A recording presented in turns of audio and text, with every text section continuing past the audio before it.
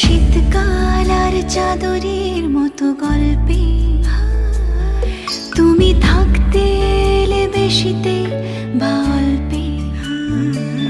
একটা শীতকাল আর চাদরের মতো গল্পে তুমি থাকতে এলে বেশিতে বা অল্পে।